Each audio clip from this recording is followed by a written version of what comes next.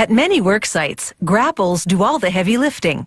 Dangling from crane booms, these huge mechanized claws move mountains of materials one load at a time. Some are equipped with powerful electromagnets for gathering small bits of metal along with the large ones.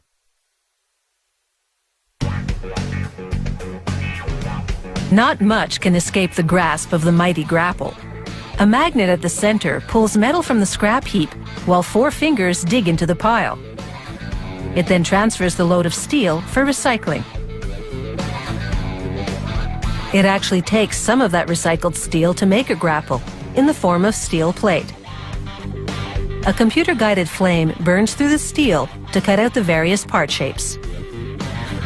It will take approximately 50 pieces in a range of shapes and thicknesses to make one grapple.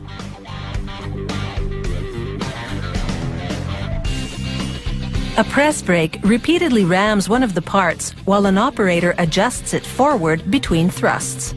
The process curls the part to give it a claw-like profile.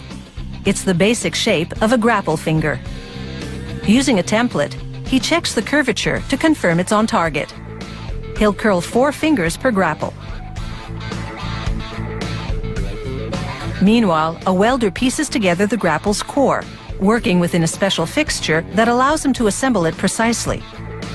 After he tack welds them together, it's over to the robot. It does the permanent welds as the core slowly rotates in a special device. They hoist the welded grapple core over to the magnet and feed its main wire up through the core. They lower the core and it fits onto metal dowels protruding from the magnet. This allows them to align the two precisely. They thread high-strength bolts into the dowels to secure the assembly. Next, they place a turntable bearing on the grapple's top flange. This bearing is an important part of the claw rotator mechanism. They fasten the bearing's outer ring to the flange with numerous bolts, torquing each one tightly to withstand the spinning action of the bearing's inner ring. As demonstrated here, the bearing turns in both directions to give the grapple claw's movements a lot of flexibility.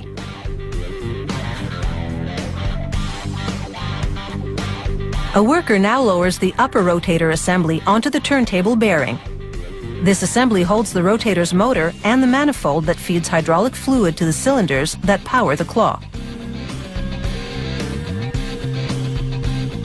They now slide the hydraulic cylinders into their slots and lock them in place with pivot pins. They install a total of 4 cylinders. Each one will power 1 grapple finger, and together they'll open and close the grapple claw. They connect the hydraulic feed lines to the cylinders and reinforce the connection with a 4-bolt flange which can handle the pressure of the hydraulic fluid.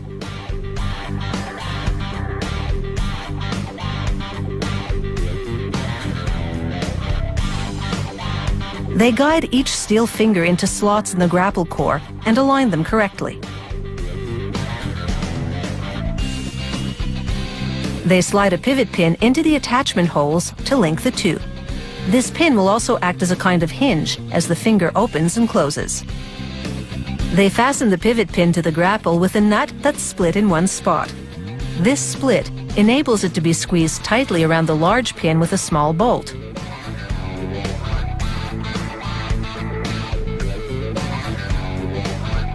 They attach the hydraulic cylinders to the claw fingers with more large steel pins. And now they're ready to power the grapple claw and test the gripping action. The 4 tines or fingers open and close in unison. The tips mate correctly. There's no overlap. They roll paint onto the company emblem, and this grapple claw is now ready for the job site. It weighs 4.5 tons, and just dropping it on a car will crumple it like a piece of tissue paper.